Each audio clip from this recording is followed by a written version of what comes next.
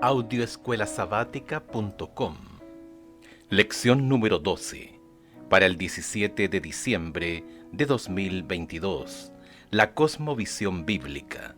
Sábado 10 de diciembre. Para memorizar.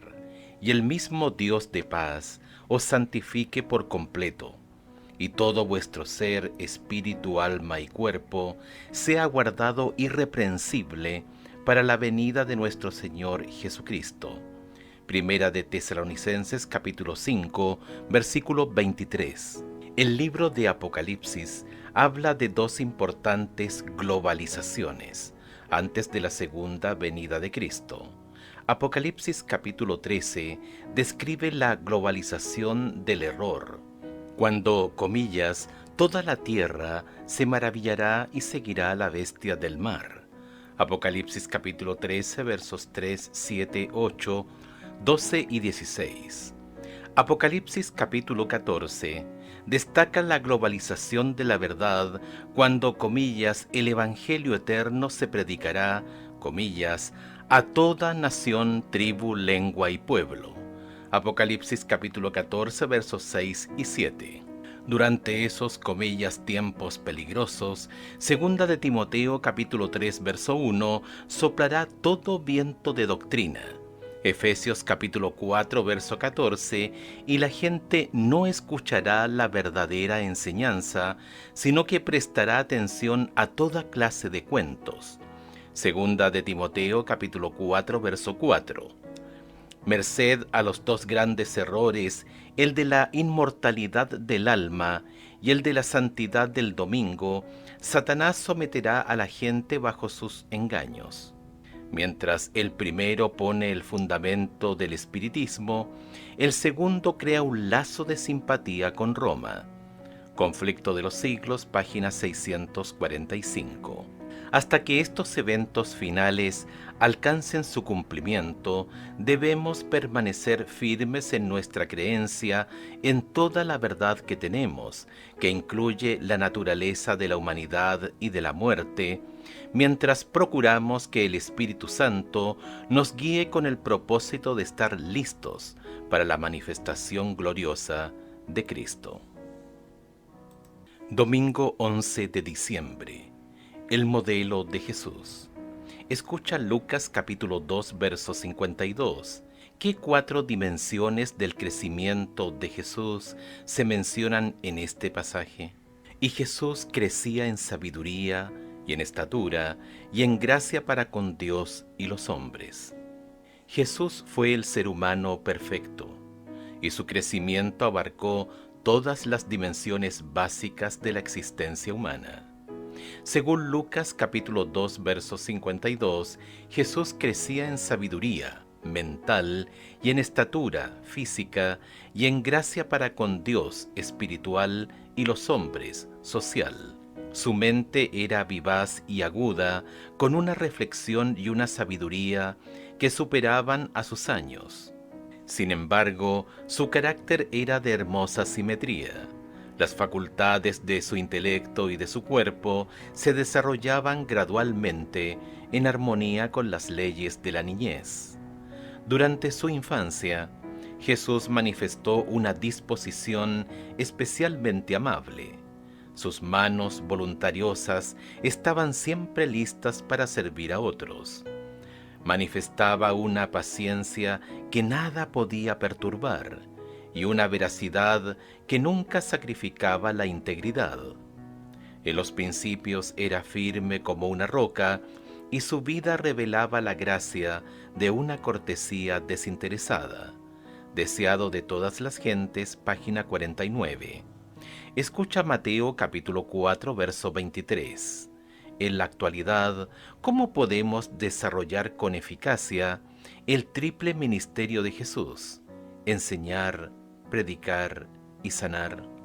Y recorrió Jesús toda Galilea, enseñando en las sinagogas de ellos, y predicando el evangelio del reino, y sanando toda enfermedad y toda dolencia en el pueblo. Si reconocemos que el ser humano es una persona integral e indivisible, entonces no podemos restringir nuestra religión solo a cuestiones espirituales. La verdad, en realidad, abarca todo el ser, incluye toda nuestra vida y comprende todas las dimensiones de nuestra vida. Los elementos físicos y espirituales están tan poderosamente integrados que realmente no pueden separarse. Y aunque como seres caídos nunca seremos iguales a la descripción de Jesús presentada más arriba, debemos emularlo por la gracia de Dios, porque la obra de la redención es restaurar en el hombre la imagen de su Hacedor, es restituirlo a la perfección con que fue creado, es promover el desarrollo del cuerpo, la mente y el alma. Esto es lo que Dios pretende hacer en su pueblo como parte del proceso para prepararlo para su venida. Al contrastarnos con Jesús, la diferencia podría desanimarnos fácilmente. Entonces, el hecho de centrarnos en la cruz y lo que ésta significa, ¿cómo nos protege del desánimo por lo que vemos en nosotros mismos en comparación con lo que vemos en Jesús? Lunes 12 de diciembre. El cuerpo como templo. La teoría dualista de un cuerpo mortal con un alma inmortal ha generado varias teorías sobre el cuerpo humano. Por ejemplo, para los filósofos griegos antiguos, el cuerpo humano es la prisión del alma, y ésta se libera mediante la muerte. En resonancia con este concepto pagano, muchos cristianos hoy creen que el cuerpo es la morada temporal del alma inmortal, que se reintegrará al cuerpo en la resurrección. En cambio, los panteístas divinizan el cuerpo humano. Creen que Dios y el universo son lo mismo. Para ellos todas las cosas son Dios y el cuerpo humano es parte de la única sustancia divina, integrada y universal. Como estamos rodeados de teorías contradictorias sobre el tema, debemos mantenernos firmes en lo que enseña la Biblia con respecto a la naturaleza de la humanidad. Escucha 1 Corintios capítulo 3 versos 16 y 17, capítulo 6 versos 19 y 20 y capítulo 10 verso 31. ¿Cómo puede influir positivamente en nuestro estilo de vida la concepción de que nuestro cuerpo es el templo de Dios y el templo del Espíritu Santo? 1 Corintios capítulo 3 versos 16 y 17. ¿No sabéis que sois templo de Dios y que el Espíritu de Dios mora en vosotros? Si alguno destruye el templo de Dios, Dios le destruirá a él, porque el templo de Dios, el cual sois vosotros, santo es. 1 Corintios capítulo 6 versos 19 y 20. ¿O ignoráis que vuestro cuerpo es templo del Espíritu Santo, el cual está en vosotros, el cual tenéis de Dios, y que no sois vuestros? Porque habéis sido comprados por precio. Glorificad pues a Dios en vuestro cuerpo y en vuestro espíritu, los cuales son de Dios. 1 Corintios capítulo 10 verso 31. Si pues coméis o bebéis, o hacéis otra cosa, hacedlo todo para la gloria de Dios. Tanto Adán como Eva fueron creados a imagen y semejanza de Dios. Génesis capítulo 1 versos 26 y 27. Y esto se reflejaba no solo en su carácter, sino también en su aspecto físico. Debido a que la presencia del pecado estropeó e incluso ocultó esa imagen, la obra de la redención consiste en restaurar a la humanidad a su condición original, incluyendo la salud física en la medida de lo posible, para seres que no tienen la posibilidad de participar del árbol de la vida. Esta restauración es un proceso de por vida, que culminará solo en la segunda venida de Cristo, cuando lo corruptible se vista de incorrupción y lo mortal se vista de inmortalidad, Primera de Corintios capítulo 15 versos 53 y 54. El apóstol Juan escribió a su amigo Gayo, comillas, amado, yo deseo que tú seas prosperado en todas las cosas y que tengas salud, así como prospera tu alma. Tercera de Juan capítulo 1 verso 2. Si reconocemos que el ser humano es una entidad indivisible y que la religión abarca todos los aspectos de la vida y del ser humanos, entonces también deberíamos considerar nuestra salud física como un deber religioso. Debemos guiarnos por el principio inspirado, comillas, si pues coméis o bebéis o hacéis otra cosa, hacedlo todo para la gloria de Dios. Primera de Corintios capítulo 10 verso 31. Pero recuerda que todavía vivimos en un mundo en el que la gente buena puede dar lo mejor de sí y aún así sufrir las consecuencias de una naturaleza humana pecaminosa y un entorno pecaminoso. Por eso debemos confiar en Dios y hacer lo mejor posible y dejar los resultados en manos de Dios. Martes 13 de diciembre. La mente de Cristo. Algunos creen que al cambiar el entorno, la persona se transformará. Definitivamente, debemos evitar lugares y circunstancias que puedan hacernos más vulnerables a la tentación. Salmos capítulo 1, verso 1, Proverbios capítulo 5, versos 1 al 8. Pero nuestro problema con la tentación y el pecado solo pueden resolverse mediante la transformación de nuestro corazón o mente. Cristo fue el meollo del asunto cuando dijo, porque de dentro del corazón de los hombres salen los malos pensamientos, los adulterios, las fornicaciones, los homicidios, los hurtos, las avaricias, las maldades, el engaño, la lascivia, la envidia, la maledicencia, la soberbia, la insensatez. Marcos capítulo 7 versos 21 y 22. Esto significa que nuestra mente debe transformarse para que nuestro comportamiento cambie. Escucha los siguientes pasajes. Primera de Corintios capítulo 2 verso 16, Salmos 24, 3 y 4, Romanos capítulo 12 verso 2, Filipenses capítulo 4 verso 8, Colosenses capítulo 3 verso 2.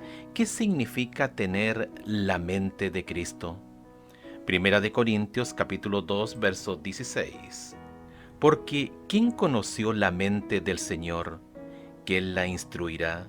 Mas nosotros tenemos la mente de Cristo. Salmos 24, 3 y 4. ¿Quién subirá al monte de Jehová? ¿Y quién estará en su lugar santo? El limpio de manos y puro de corazón, el que no ha elevado su alma a cosas vanas, ni jurado con engaño. Romanos capítulo 12, verso 2. No os conforméis a este siglo, sino transformaos por medio de la renovación de vuestro entendimiento, para que comprobéis cuál sea la buena voluntad de Dios, agradable y perfecta. Filipenses capítulo 4, verso 8.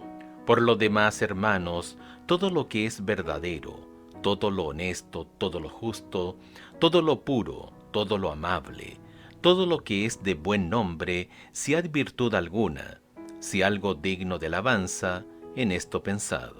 Colosenses capítulo 3, verso 2.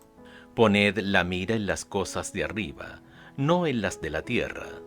El Señor había prometido que bajo comillas el nuevo pacto, Él pondría su ley en la mente del pueblo y la escribiría en su corazón.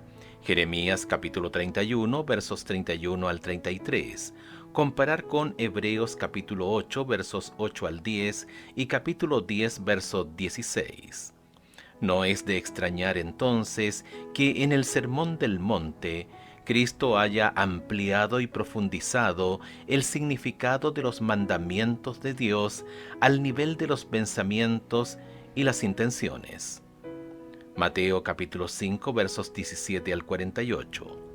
Por ende, podemos obtener la victoria sobre la tentación solo por la gracia transformadora de Dios, y en el nivel de pensamiento e intenciones debemos reclamar esa promesa para poder retener los pensamientos pecaminosos. No obstante, por más que seamos fieles en esta vida, nunca alcanzaremos la impecabilidad total. Pero si estamos en Cristo, su justicia nos reviste completamente. Aunque todavía no somos perfectos, ya se nos considera perfectos en Él. Filipenses capítulo 3 versos 12 al 15. Cuando estamos unidos con Cristo, tenemos la mente de Cristo. La pureza y el amor brillan en el carácter, la humildad y la verdad rigen la vida. La misma expresión del rostro es cambiada. Cristo que habita en el alma ejerce un poder transformador, y el aspecto externo da testimonio de la paz y del gozo que reina en el interior. Mensajes Selectos, tomo 1, página 406. Solo mediante una entrega diaria, una muerte diaria al yo, un esfuerzo diario decidido por fe para ser obedientes a Jesús, podemos obtener este tipo de transformación en nuestra vida. Imagínate cómo sería tu vida si pudieras frenar incluso los pensamientos pecaminosos. ¿Cuán diferente sería? ¿Cuál es la única forma posible de que esta sea tu experiencia? Miércoles 14 de diciembre. La guía del Espíritu. El Espíritu Santo es el poderoso agente de Dios que derrama el amor divino en nuestro corazón. Romanos capítulo 5, verso 5. Nos conduce a una verdadera experiencia salvífica.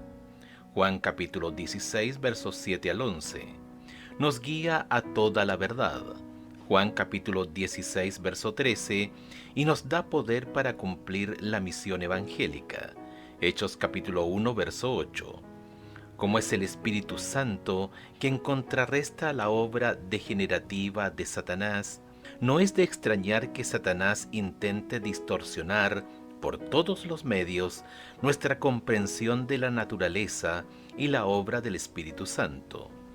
Mientras que algunos niegan su personalidad, otros enfatizan los dones del Espíritu sobre su poder transformador. Escucha Hechos capítulo 8 versos 4 al 24. Simón, el hechicero de Samaria, quería recibir los dones del Espíritu Santo sin que el Espíritu lo regenere. ¿Cómo se sigue manifestando esta misma actitud en nuestros días? Hechos capítulo 8 versos 4 al 24. Pero los que fueron esparcidos iban por todas partes anunciando el Evangelio. Entonces Felipe, descendiendo a la ciudad de Samaria, les predicaba a Cristo. Y la gente unánime escuchaba atentamente las cosas que decía Felipe, oyendo y viendo las señales que hacía. Porque de muchos que tenían espíritus inmundos, salían éstos dando grandes voces, y muchos paralíticos y cojos eran sanados. Así que había un gran gozo en aquella ciudad. Pero había un hombre llamado Simón, que antes ejercía la magia en aquella ciudad y había engañado a la gente de Samaria, haciéndose pasar por algún grande. A este oían atentamente todos, desde el más pequeño hasta el más grande, diciendo: «Este es el gran poder de Dios». Y le estaban atentos porque con sus artes mágicas les había engañado mucho tiempo. Pero cuando creyeron a Felipe, que anunciaba el Evangelio del reino de Dios y el nombre de Jesucristo, se bautizaban hombres y mujeres. También creyó Simón mismo, y habiéndose bautizado, estaba siempre con Felipe, y viendo las señales y grandes milagros que se hacían, estaba atónito. Cuando los apóstoles que estaban en Jerusalén oyeron que Samaria había recibido la palabra de Dios, enviaron allá a Pedro y a Juan, los cuales, habiendo venido, oraron por ellos para que recibiesen el Espíritu Santo. porque aún no había descendido sobre ninguno de ellos, sino que solamente habían sido bautizados en el nombre de Jesús. Entonces les imponían las manos y recibían el Espíritu Santo. Cuando vio Simón que por la imposición de las manos de los apóstoles se daba el Espíritu Santo, les ofreció dinero diciendo: «Dadme también a mí este poder, para que cualquiera a quien yo impusiere las manos reciba el Espíritu Santo».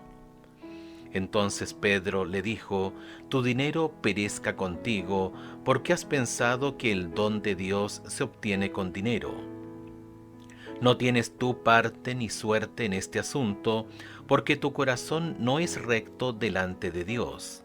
Arrepiéntete pues de esta tu maldad y ruega a Dios, si quizás te sea perdonado el pensamiento de tu corazón, porque en hiel de amargura y en prisión de maldad veo que estás». Respondiendo, Simón dijo: «Rogad vosotros por mí al Señor, para que nada de esto que habéis dicho venga sobre mí». Los hijos de Dios son aquellos a quienes el Espíritu Santo, Romanos capítulo 8, verso 14, guía toda la verdad de la palabra de Dios. Juan capítulo 16, verso 13, capítulo 17, verso 17. Jesús advirtió en términos claros, comillas: «No todo el que me dice Señor, Señor, entrará en el reino de los cielos, sino el que hace la voluntad de mi Padre que está en los cielos. Muchos me dirán en aquel día: Señor, Señor, ¿no profetizamos en tu nombre, y en tu nombre echamos fuera demonios, y en tu nombre hicimos muchos milagros? Y entonces les declararé: Nunca os conocí, apartaos de mí, hacedores de maldad». Mateo capítulo 7, versos 21 al 23. Esto significa que el Espíritu Santo nunca aleja a nadie de la palabra de Dios, que Él mismo inspiró, sino que siempre nos conduce en conformidad con esa palabra. El mismo Espíritu Santo que nos guía a toda la verdad, también nos da el poder para guiar a otros a esa maravillosa verdad. Mateo capítulo 28 versos 18 al 20, Hechos capítulo 1 verso 8. Mientras cumplimos con nuestra sagrada misión, contamos con su ayuda especial. Por ende, cada mañana debemos arrodillarnos ante Dios y renovar nuestros votos de consagración a Él. Si hacemos esto, Él nos concederá la presencia de su Espíritu con su poder vivificante y santificador. Sin embargo, debemos estar abiertos a su dirección para tomar decisiones conscientes cada día, para hacer lo que sabemos que es correcto y evitar lo que sabemos que está mal. Es decir, solo al procurar vivir como debemos, mediante el poder divino, estaremos dispuestos a recibir ese poder del Espíritu Santo en nuestra vida, que Dios nos promete. ¿Por qué es tan importante orar cada mañana a fin de estar abiertos a la dirección del Espíritu Santo en nuestra vida? Jueves 15 de diciembre. Preparados para su advenimiento. Vivimos en un mundo frenético, con demasiadas necesidades artificiales y distracciones llamativas. Si no tenemos cuidado, esto puede ocupar todo nuestro tiempo y pervertir nuestras prioridades. Esto no es solo otra consecuencia de nuestro mundo cibernético globalizado. Los cristianos de todas las épocas, en mayor o menor grado, debieron estar en guardia contra los intentos de Satanás de distraerlos de lo que realmente importa en esta vida. ¿Quién, si no tiene cuidado, no corre peligro de apartar la mirada de Dios y pensar en las cosas mundanas y carnales, que en definitiva no pueden satisfacernos y que pueden conducir a nuestra ruina espiritual? Escucha segunda de Pedro capítulo 3 verso 14 y primera de Juan capítulo 3 versos 1 al 3. ¿Qué diferencia ves entre prepararnos para la segunda venida y estar listos para ese glorioso evento? Segunda de Pedro capítulo 3 verso 14. Por lo cual, oh amados, estando en espera de estas cosas, procurad con diligencia ser hallados por Él, sin mancha e irreprensibles, en paz. Primera de Juan capítulo 3 versos 1 al 3. Mirad cuál amor nos ha dado el Padre para que seamos llamados hijos de Dios. Por esto el mundo no nos conoce, porque no le conoció a Él. Amados, ahora somos hijos de Dios, y aún no se ha manifestado lo que hemos de ser, pero sabemos que cuando Él se manifieste, seremos semejantes a Él, porque le veremos tal como Él es. Y todo aquel que tiene esta esperanza en Él se purifica a sí mismo, así como Él es puro. A menudo, la noción de una preparación continua para la segunda venida se convierte en una excusa para la procrastinación. Esta noción puede llevarnos fácilmente a relajarnos bajo la suposición del siervo malo: mi Señor tarda en venir. Mateo capítulo 24, verso 48. Escucha Salmos 95, 7 y 8. Hebreos capítulo 3 versos 7, 8, 15 y capítulo 4 verso 7. ¿Qué nos dicen estos versículos acerca de estar listos ya mismo? Salmos 95, 7 y 8. Porque Él es nuestro Dios, nosotros el pueblo de su prado y ovejas de su mano.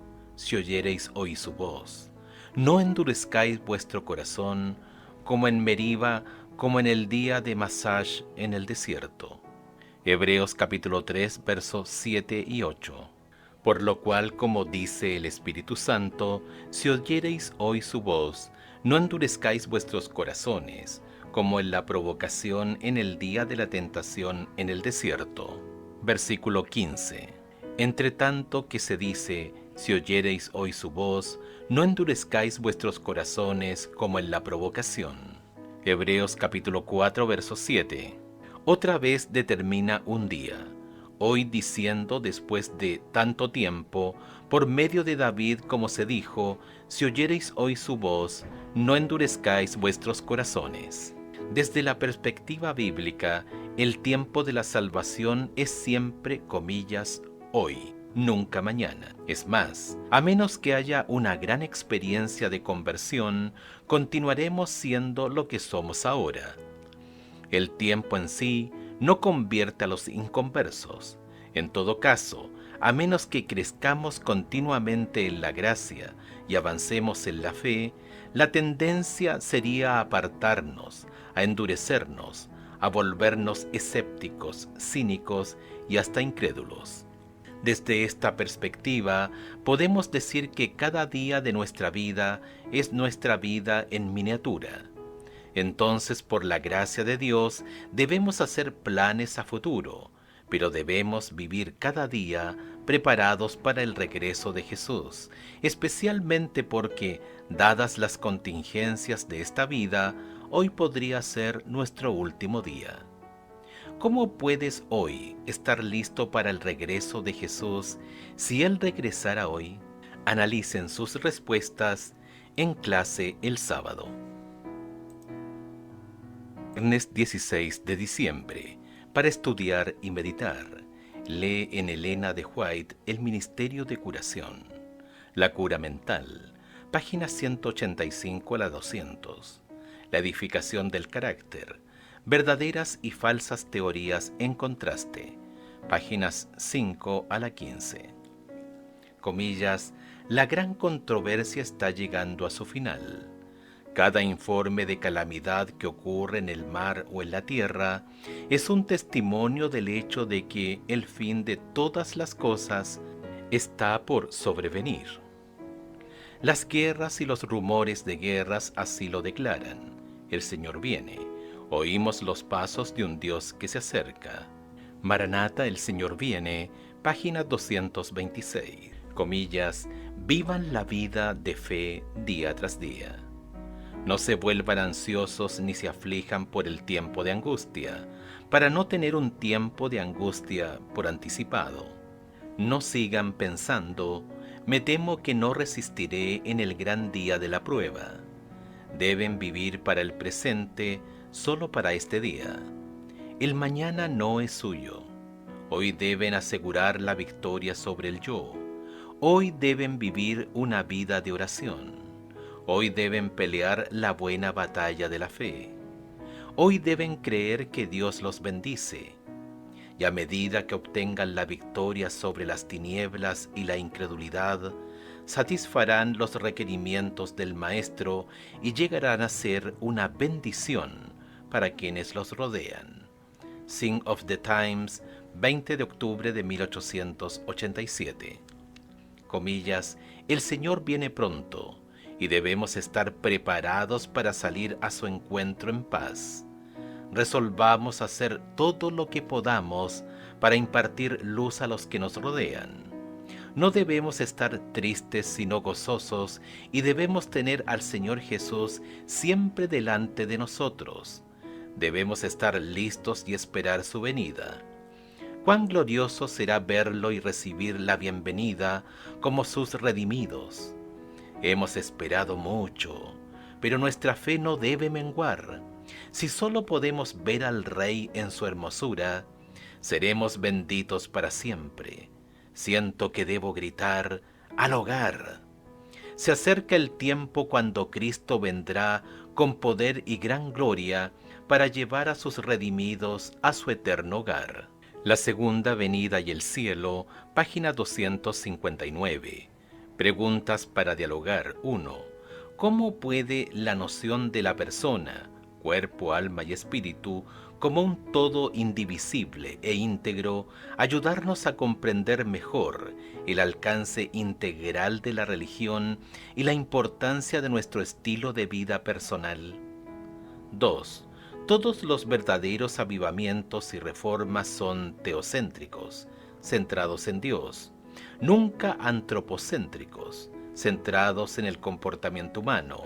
¿Cómo ilustra este principio la parábola del fariseo y el recaudador de impuestos? Ver en Lucas capítulo 18, versos 9 al 14. 3. En clase, analicen sus respuestas a la última pregunta del jueves. ¿Cómo pueden saber si están preparados y pueden tener seguridad sin ser presuntuosos?